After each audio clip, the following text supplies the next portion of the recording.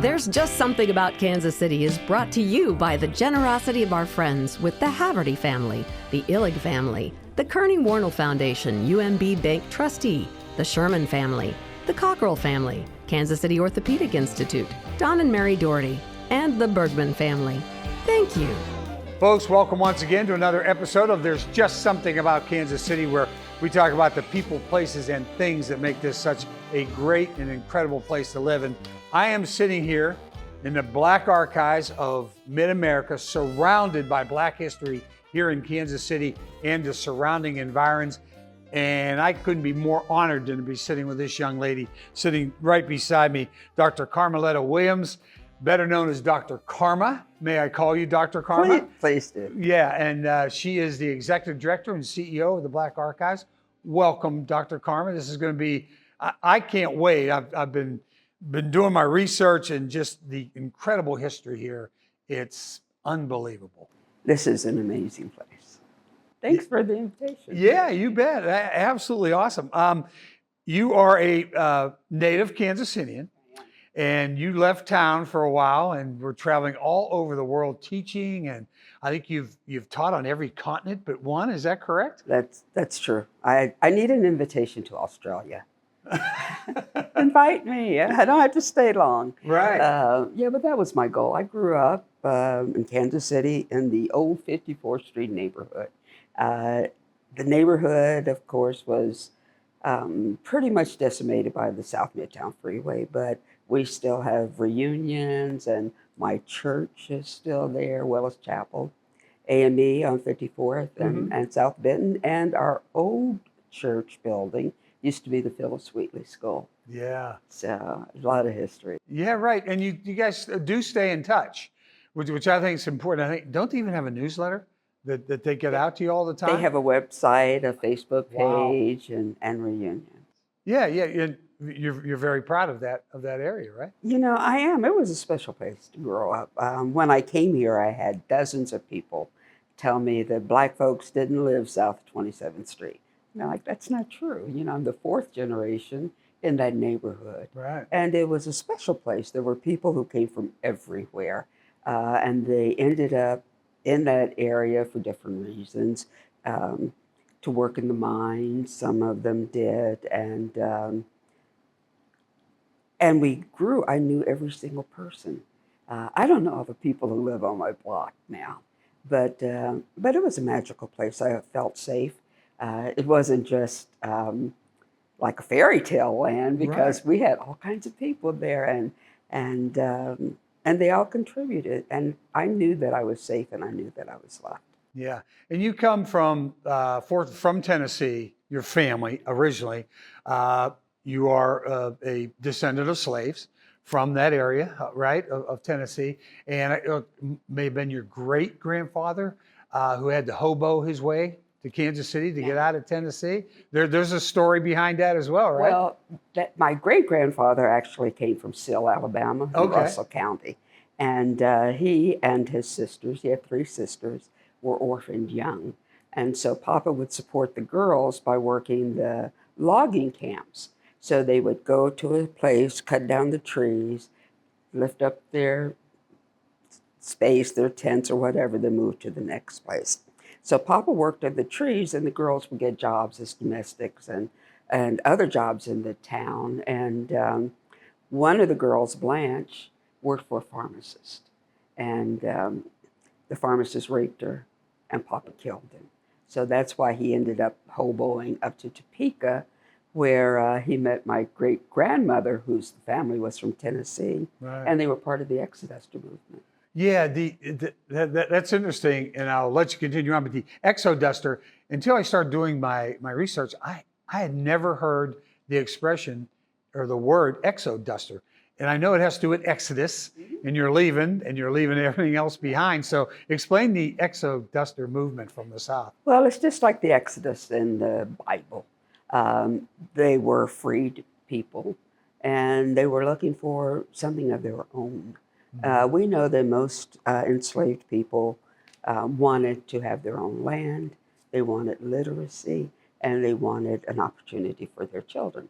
So this guy, Benjamin Pap Singleton, would take folks who actually had some kind of means to Kansas, which was the free state. Yeah, Topeka, that's right, was a free. You didn't want to go to Missouri at that point, No. right? No. No, and you really didn't want to go to Kansas, but Kansas had the hype.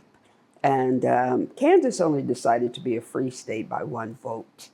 But that wasn't the word that got out. So it was that freedom, that quest for freedom that sent folk there. Yeah, right. You thought you had a chance there, right? Had right. a chance. Yeah, right. So he gets here, he's in Topeka for a while, and then they eventually moved to Kansas City, right? They moved back across the state lines, right? Yes. The family does. Well, Grandma Marie's family, they stayed in Kansas, but they moved right down the road from here. And but Papa, from the Alabama segment, Papa and Grandma Marie, they came to Kansas City to 54. Yeah, okay. And then they sort of changed to went into mining. Instead of logging, he changed into mining at that point. It was hard work. It was whatever helped you to feed your family and to subsist is what they did. Yeah, right.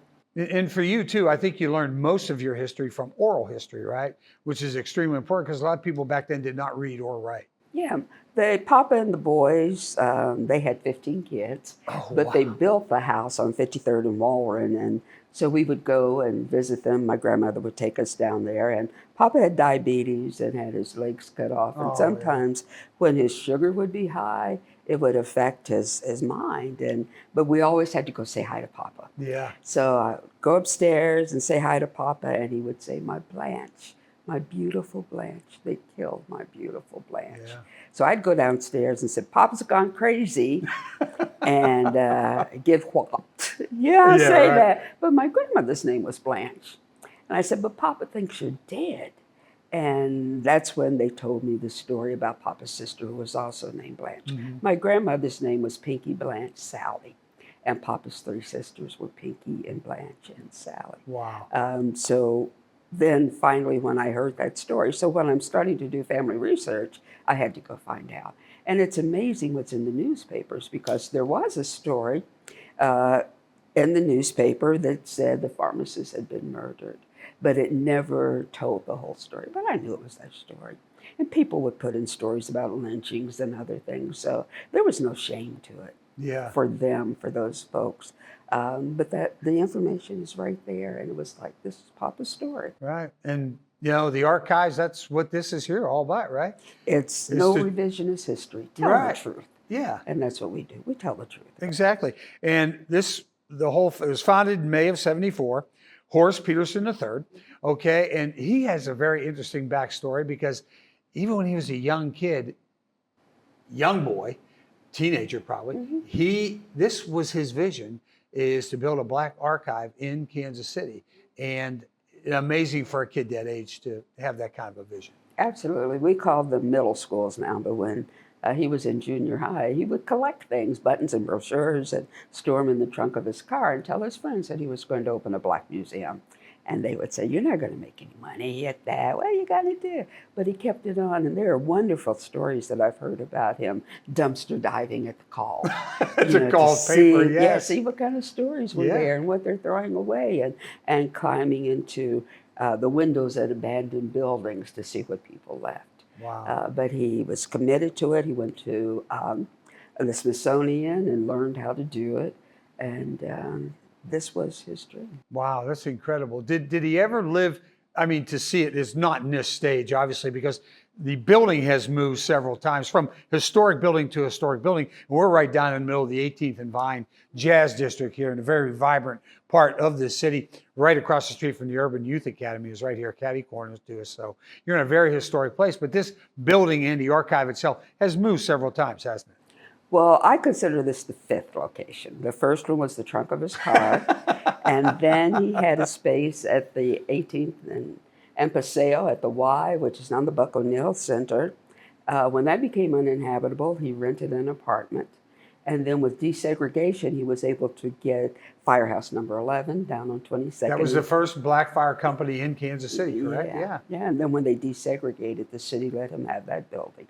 And unfortunately, he didn't live long enough to see the archives in this building, which would be the 5th. Yeah, but he he can see a lot of his stuff this year. I'll tell you that. You took me up back in the archive room. You have so many other things that are just there, and that you rotate it every month. There's new things in here every month. So this place is incredible, not just for history, but for education, and not just on a national basis. I know we hear about all the great Black leaders and influential Black people from back in the day, or it was a United States thing, okay?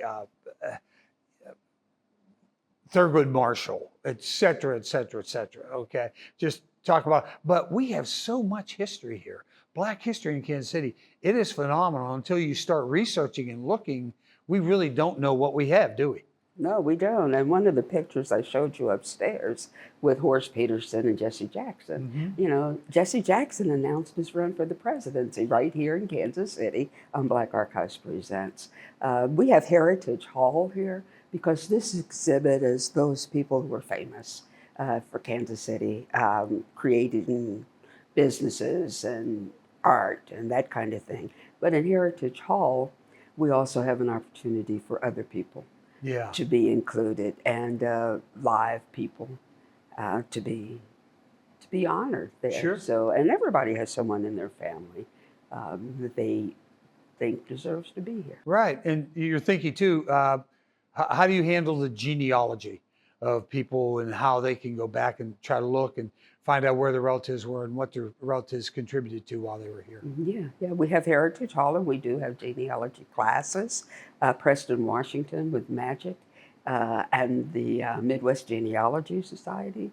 They come here and they teach classes. They're free, they're open to the public, and show people how to do that research and to get to the roots. Everybody wants to know where they're from. Now, I caution people, because I have a lot of people say they can trace themselves back to a village in Africa, and I doubt that. Yeah, right. Because we know the system of enslavement, right? So people were bought and sold and transferred different places, and you took the name of whoever owned you at the time. So I think that part is difficult, but I do think that you can find that. And I also have done some of my scholarly work on functional families. So that's what we look for, and that's what I encourage people to do. The person who raised you was your mother, whether or not she gave birth to you. So to look at those functional relationships and how you fit in them too. So, and you are you went to school here, went to UMKC here for both your undergraduate and your master's. Then you went to University of Kansas, where you got your doctorate. You were a fellow from Yale, which is just incredible. And then you decided to embark on a different journey at that point. Explain what your mindset was when you got out of University of Kansas, and then when you were at the Yale Fellow, what you thought your career path was going to be before you ended up back here at the Black Archives. Well, I was already teaching. I was a professor over at UMK, at Johnson County Community College. And then one day I thought, am I here because I love this job or because I can't do anything else? So then I realized I had to get a PhD. So it's really an interesting story because one of my colleagues that I really didn't know stopped me in the hallway and said she had been appointed to see if I would come and do a program. The university women were inviting the new chancellor, Bob Hemingway, and having a meeting for him. And he's the Zora Neale Hurston Scholar.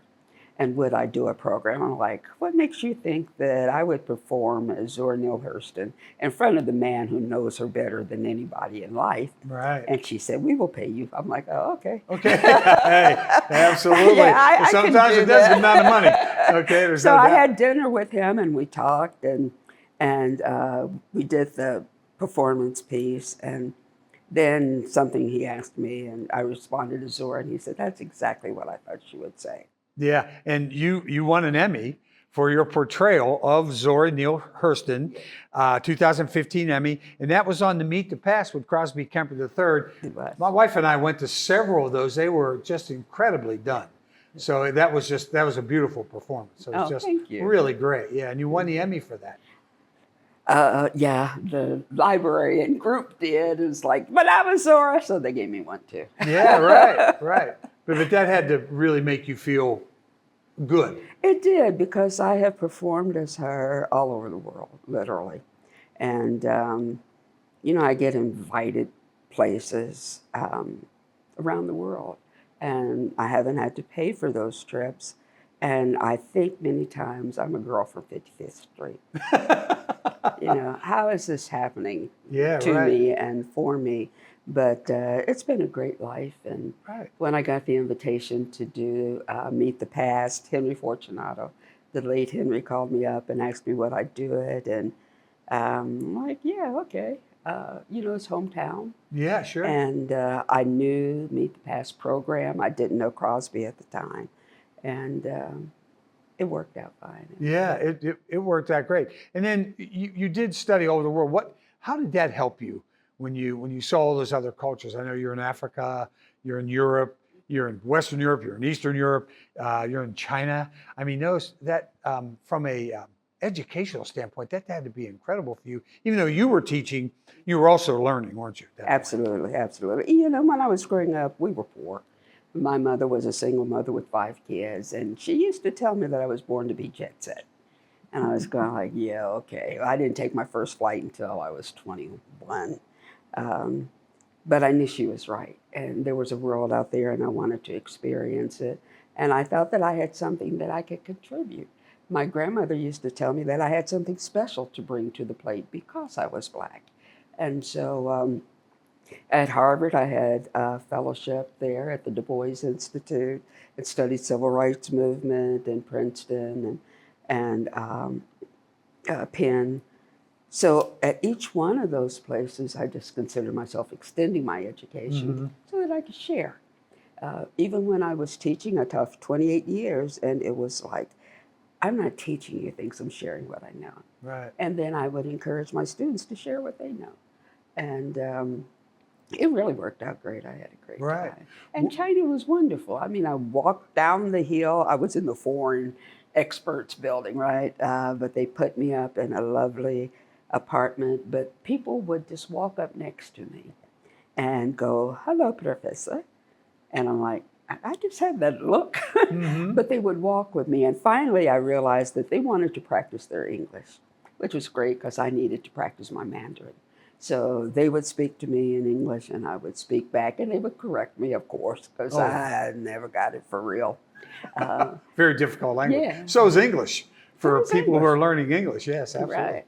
But it's been wonderful. Every experience has been wonderful. What gave you, being born in the 54th Street neighborhood there, and what gave you the confidence to go and accomplish all of these things that you have accomplished?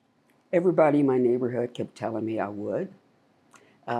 They would. I don't think I ever had a choice about whether or not I was going to college. They just kept saying, when you get there, and you're so smart, and so I just started to believe it.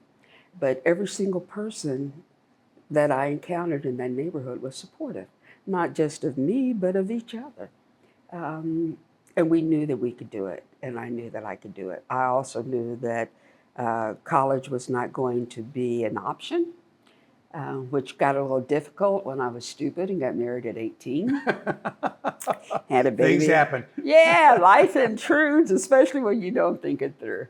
And had a baby, but I just kept at it, and I knew that I've always wanted to have it. I was always told that I was going to have a college degree.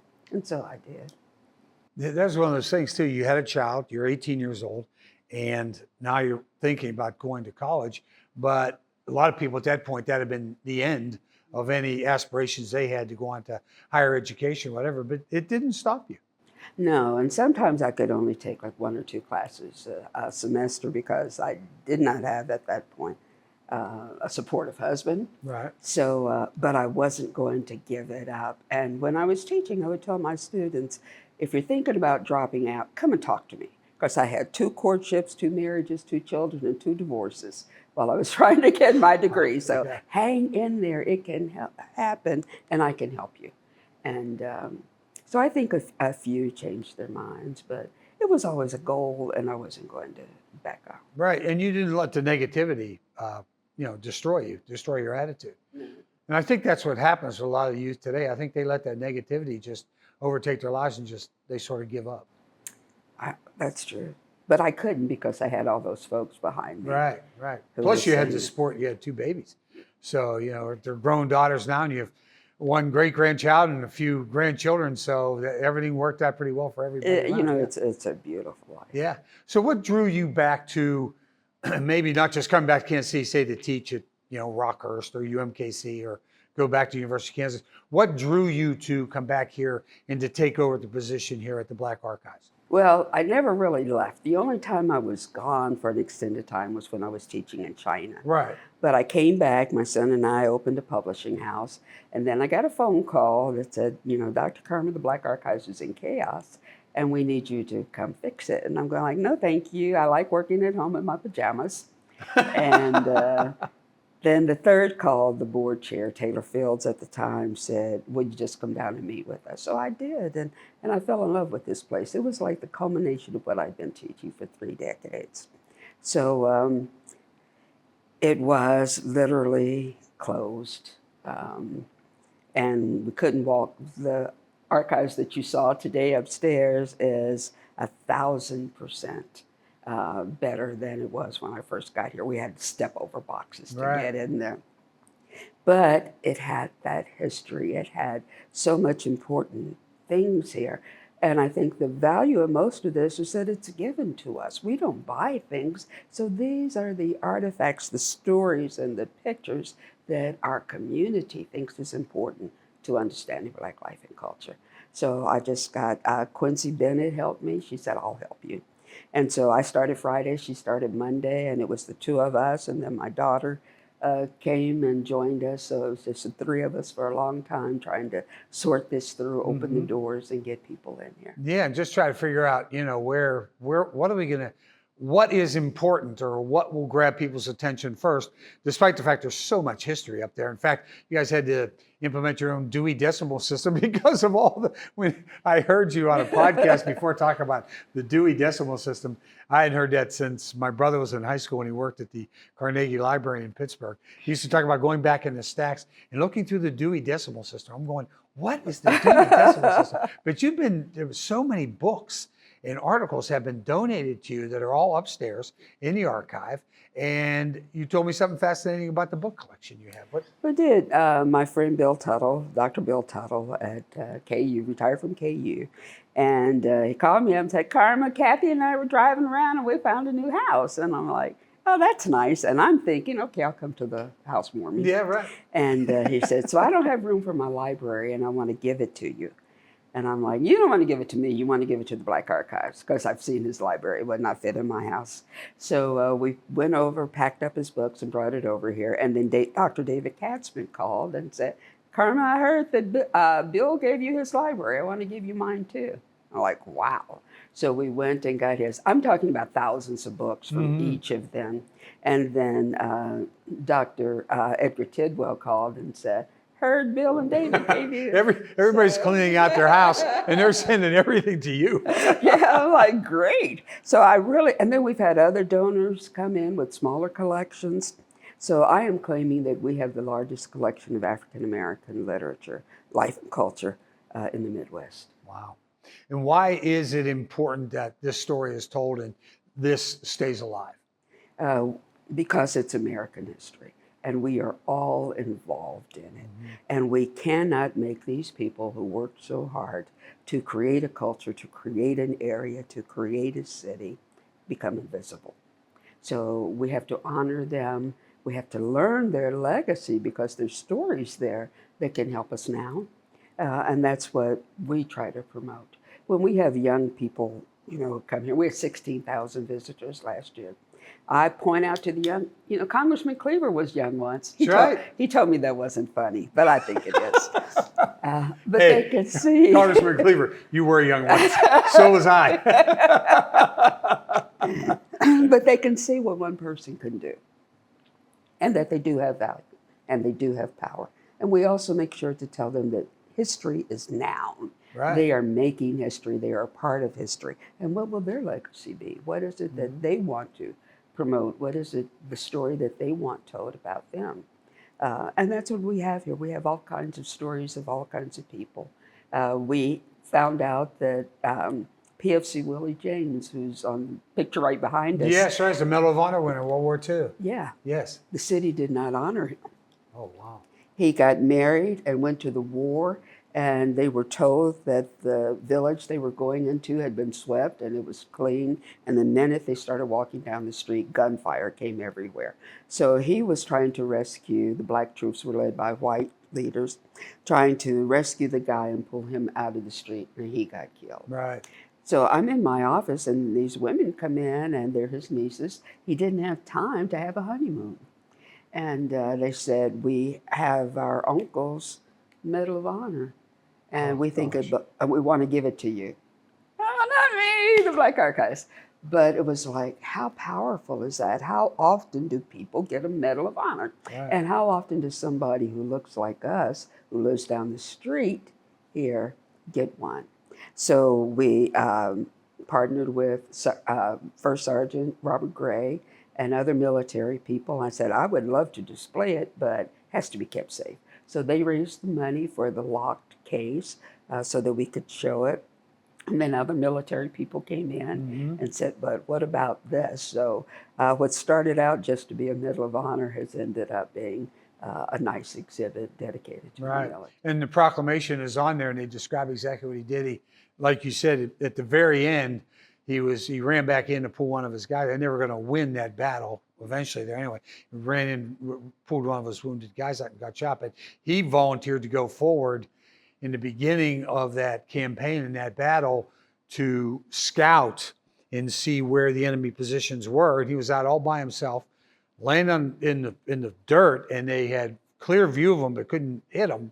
And he did that several times before they then went into town, and he did get killed eventually. So as the heroism there is They're amazing. Heroes among us, and yeah, they need to be acknowledged. Right. Yeah, that's just incredible. And there are so many other people here too, and I think it's good too. Not only do they see the history, the Black history here in Kansas City here, but they also probably know of other people who are younger and who are still doing things here in Kansas City that they can aspire to. And I think that's, like, I interviewed Tech 9.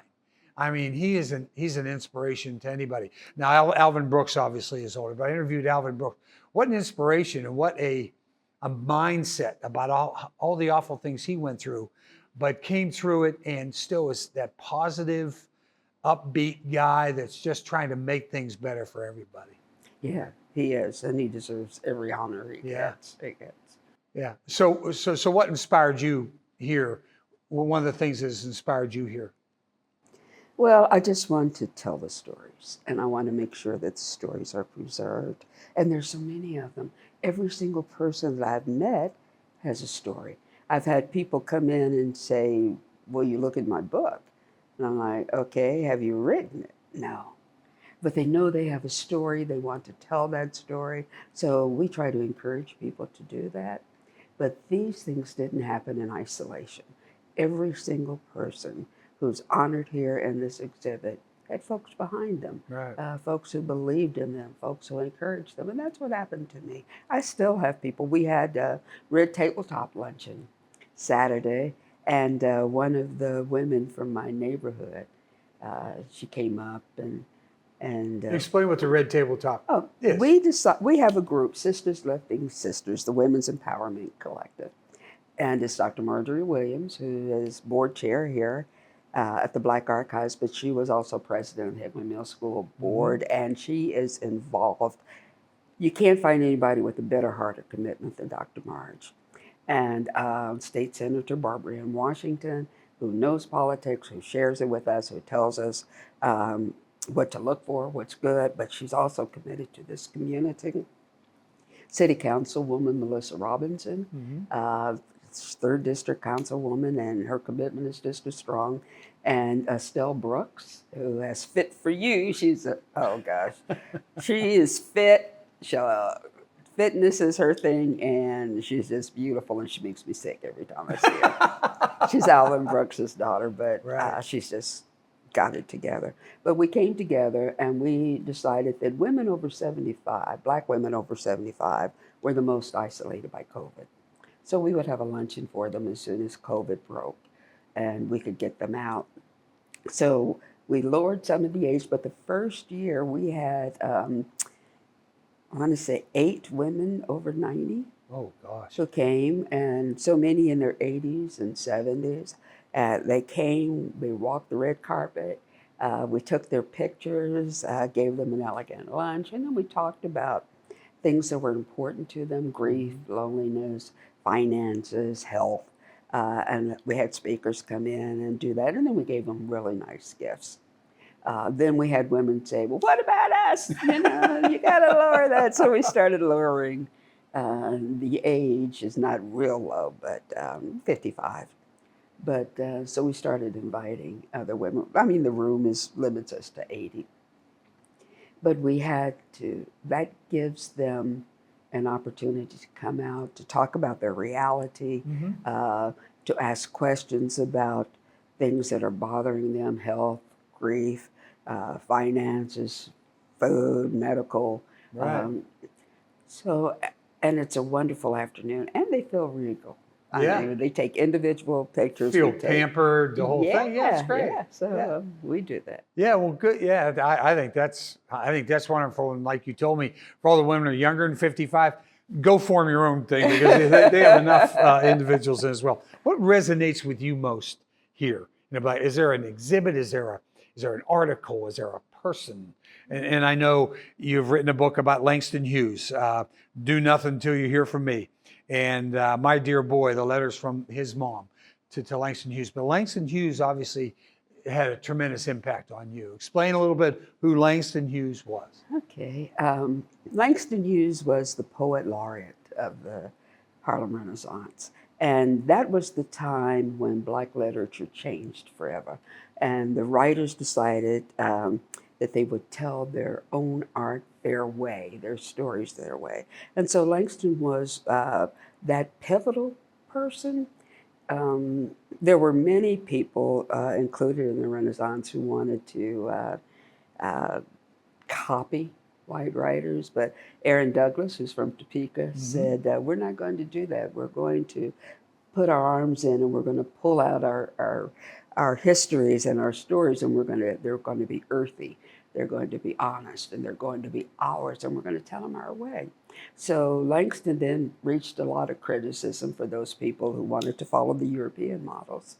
But when I look at his story, I look at the poverty, how he overcame it. My Dear Boy is a book about his constant, lifelong search to reconnect with his mother. And it was really difficult for me to write that book because I saw the emotional blackmail. Because Carrie would write him and say, if you really loved me, you would send me a coat. Or if you really loved me, you would send me a ticket to Kansas City so that she could visit with relatives. Her brother was a barber down on 12th Street. But his story was one of following your muse, following your path, and creating your own picture, your own story. So I love Langston, and his was a very difficult life. You know, we know that, and he tells the story of having to living with his grandmother in Lawrence, and she would often give him hand-me-down women's shoes, and she'd have to put newspaper in the bottom to keep his feet from being on the ground. And he's probably the most famous poet now in all of the world, but he overcame that. He kept going. He kept facing those challenges. He kept achieving, and he kept writing. His father, Langston, came to realize, he moved to Mexico because he was fed up with the racism in this country. But Langston came to realize that he must hate him because he hated himself for being Black. And then his mother was so self-focused. His grandmother would not work for white people, so they were always poor. And she would rent out her house and move her and Langston in with her friends. But he still thrived. He still survived, and he still created art that we still honor and read. today. So. Yes, he's really widely read now. And you've written another book recently about, it's about rebellions. What's the name of that book, and where did you get that idea? Well, I'm actually not finished with it. A Mother Still? Yes. Yes. Since I was mother, since I was... Well, you better get to work. Yeah. Okay, let's get to work. You don't do enough. All right? Since I was a kid, a mother since I was a kid, I always wondered what it would be like, and slavery as part of my studies. Right. To be a mother if you didn't own your own body. So when I was teaching every single semester, some kid would say, "I wouldn't have took that if I'd been a slave." Yeah, and I'm like, "Yes, you would have. You would have done what you had to do to survive, because if they kill you, they win. But what makes you think they just took it?" So that's what my book is about. It's about voices of resistance. And they didn't just take it, but we don't hear that part of history. We don't hear about the resistance. But so I'm focusing on those women who were mothers and what forms of resistance they took. One of my favorite stories I got when I was at a summer institute in South Carolina. We went out to Sapelo Island, and the woman who wrote God, Dr. Buzzard, and the Bolito Man was telling me the story of her great aunt, who was the cook on the island, and she had one daughter, and her owner promised her that he would never sell her daughter. Well, he puts her in a boat, sends her over to Charleston to get some goods, and when she comes back, she can't find her daughter. So she's asking everybody, have you seen her? Where is she? And then finally one of her friends says, "Massa sold her." So she didn't holler, she didn't scream, she didn't cry, but she was the cook. And every day she would grind up a little bit of glass in his food. And the doctor came and couldn't figure out what was wrong with him. They even called the voodoo doctor in to see if he'd been hexed. He couldn't figure it out. And every day she put a little more glass in his food until he died. So She won. She won. She won. That's she won. In a way, she definitely won that. So, and you do talk a lot about women who have overcome tremendous difficulty trying to raise their families and raising good families.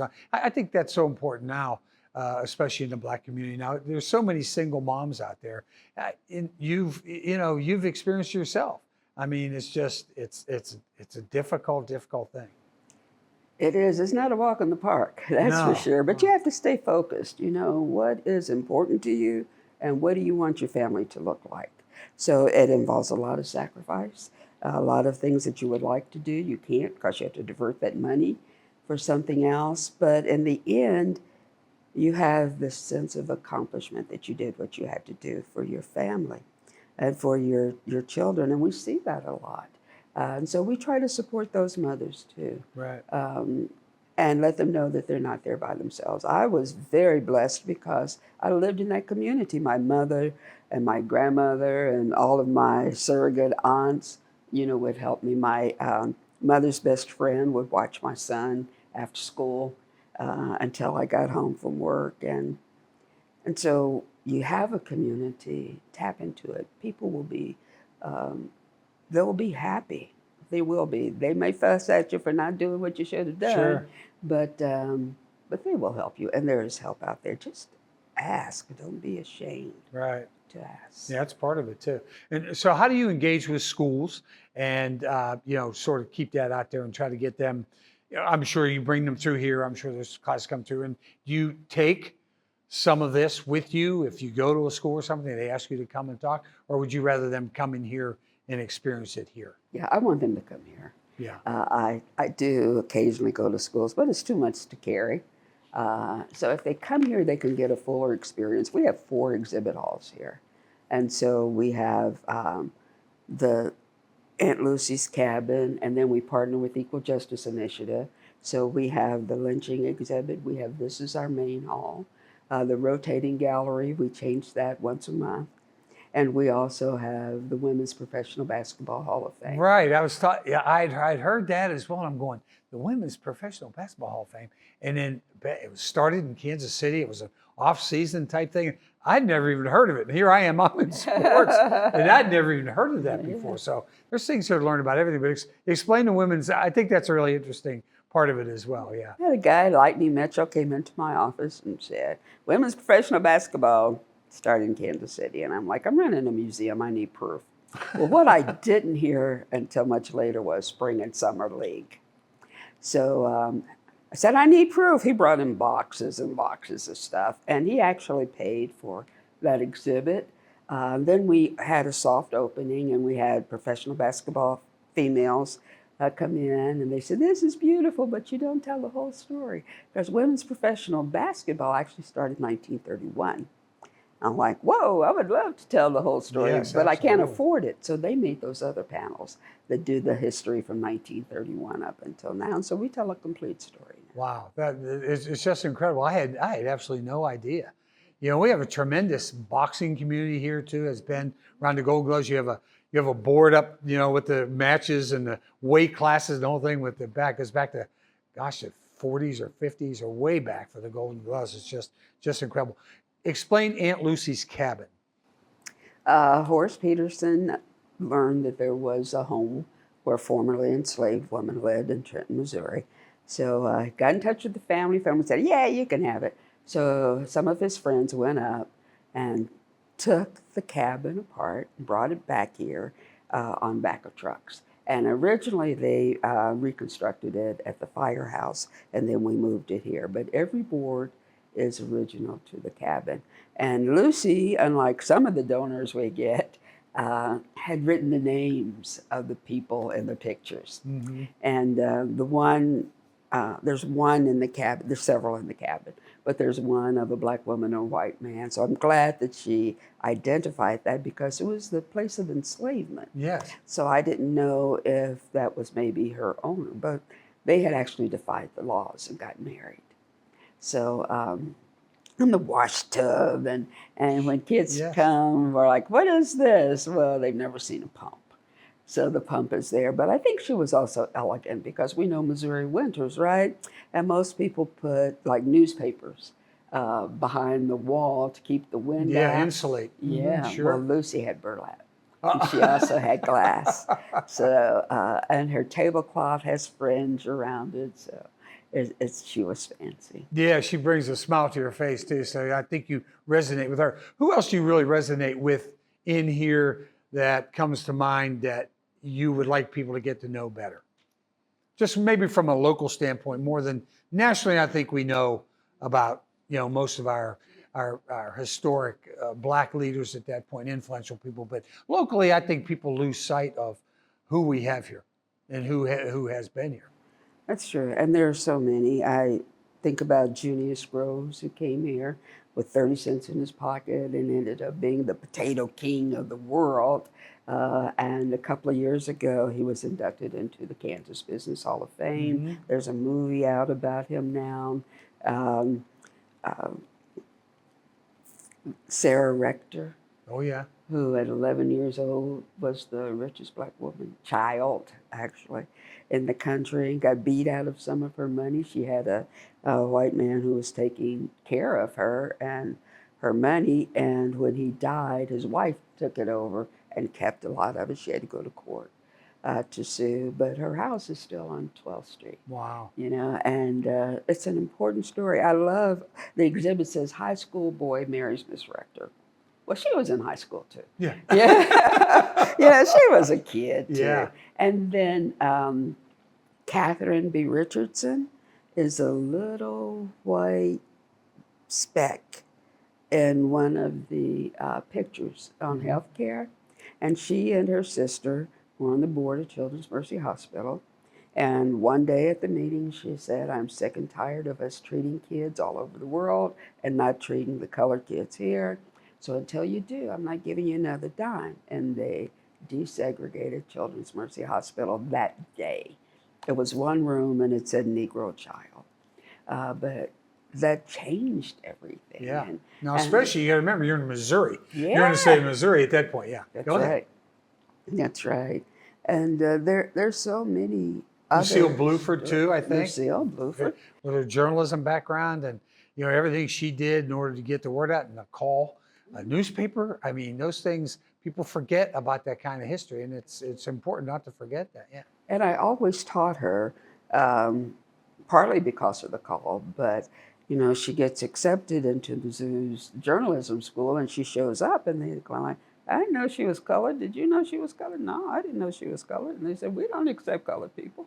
So she goes to the court, and the court says, indeed, they do not have to accept you, but they have to build you a comparable journalism school. And so Mizzou thought it'd be cheaper to send her. Yeah, I think it'd be just a little bit cheaper to Yeah. send her through. Yeah, but she has been extremely influential in her life. Yeah, but she made a difference. Yeah. Because she spoke up, and she stepped up, and those people. And when I showed the kids that you'll love this, that people used to dress up to go to the ball games. Oh, they're suit and ties. Yes, Yeah, absolutely. yes. Yeah. Especially the Negro Leagues games. Yes, and I know you're a good friend of Bob Kendrick. Yeah. I think he's everybody's friend. Yeah, I love okay, Bob. But you are a good friend to him, and he's down here trying to help, keep this 18th and Vine area, revitalized and happening all the time. And that's important too, to let them come and see their history, living history, right? And I tell them black folks played golf before Tiger Woods. Yeah, absolutely. They're like, they played at what? Swope. Swope Park. Yeah. Oh, well, they desegregated Swope Park. Yeah. So we tell that story. They about played professional golf, a tournament there every year. Yeah. The Missouri Open was there. But it took the fearsome foursome to desegregate that course. That's right. So, they need to know about those people. They need to know that it hasn't been a walk in the park, but it's worked. Yeah. And there's persistence there. There are people who understand that you can't keep silent. You can't just stand back and hope things work out. We're having no, you may not be ready for this, a Save Our Community event, October 31st, and we'll be at the Kauffman Center because we decided that, we're the community's partner. And Dr. Marge says, we're not just a museum, we're a research institute, but also we're a community institute. We're fed up with all the violence, and so many other people are. So we can't just say, oh, I hope it stops. So that's what this event is. Save Our Community, October 31st. It's online, you can register. But we're going to talk to grieving parents. We're going to talk to folks, boys and girls, about how can you tell when the winds of a relationship are changing and you need to get out. Right. We've had women come here and say, I know I need to get out of this relationship, but I don't have any place to go. So where can you go? And how can you get out safely? The murder of the sheriff who was trying to get the woman out. Yeah, a domestic violence situation. Yeah. So domestic partner violence and regular violence is on the uprise. So what do we do about it? So we want people to come and talk about it and to tell us that, and to give us good information. We want people not to feel hopeless. Right. That because there's so much of it. We had a group of kids, and we had like 5 boys just right there on the other side of this board. They're middle schoolers. And I heard them laughing, and I went around to see them, and one of the boys was saying, yeah, you should have seen it. When he got shot, his body was bouncing up and down. And I thought, we cannot let our kids be desensitized to this. They can't think that's funny. So what do we do about it? Who do we reach? What do you do with the grief? Yeah. And so that's what we're doing. Yeah, right. And it takes the entire community. Like when you grew up in the 54th Street neighborhood, it took a village. I mean, you hear that saying all the time. But it takes a whole community if everybody isolates themselves, well, that's their problem. Okay, on the other side of state line or whatever, that's their problem. That's not our problem. It is our problem because it reflects on our city. We're about ready to have the world here in 2026. And that reflects on who we are. We want to put our best foot forward, and we can't without trying to resolve some of these issues. Right. And not does it just reflect on our community, but everybody is affected by that. There are no borders that say this crime is going to stop at Troost or at Paseo. So that overflow, that ripple effect affects everybody. So we need everybody to join in with us and to help us with this. We don't have the answers, we're a museum, but we do know people who do.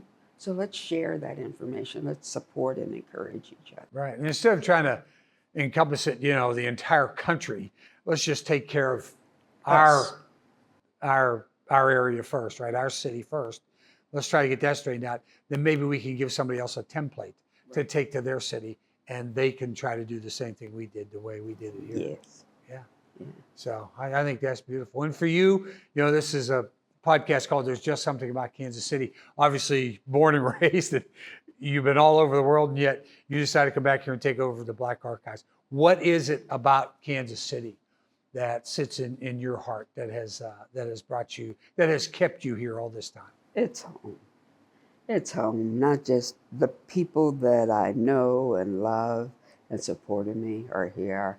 The watching Kansas City grow has been wonderful. I've enjoyed watching that and been proud. When I go, if I'm in South Africa, somebody always asks me about the jazz in Kansas That's City. Exactly right. So Charlie Parker sitting right over our shoulder. Yeah. In China, they want to know what it's like to be Black. So I get to share those stories with people, and I have all over the world, and I've been proud to do so because Kansas City is an amazing place. And when I would have offers to go away to teach, I would say things like, oh, no, it's too expensive to live there, or my kids don't want to move. But actually, I didn't want to leave. Or should I blame it on the kids? Yeah, it's I blame it on the kids. They have friends here. Sure, absolutely, yeah. But because everything that I've wanted has been right here. Art is here. The theater, I love the theater. It's here. Music is here. Family is here. Sports are here. Sports are here. And you can't find a bigger sports town than Kansas City. And any place you go, people know that. And I'm really proud to share that information. Well, that's awesome. Well, Dr. Carmaletta Williams, you are a beacon of light for this city. Continue your wonderful work here and doing the community involvement you do too, because you just don't sit at that desk in your office and just hope it comes to you. You go out and make sure you take part in it as well. So I think that's wonderful. Thank you so much. Thank you for including me. All right, Dr. Carmaletta Williams, another reason why, and the Black Archives of Mid-America, another reason why there's just something about Kansas City. There's Just Something About Kansas City is a registered 501c3 nonprofit organization with the mission of documenting the stories that have built our city to inspire and educate generations to come. Our work is being made possible by the generous support of local partners like you. You can help us share these stories by becoming a sponsor today. Visit somethingaboutKC.org to learn more.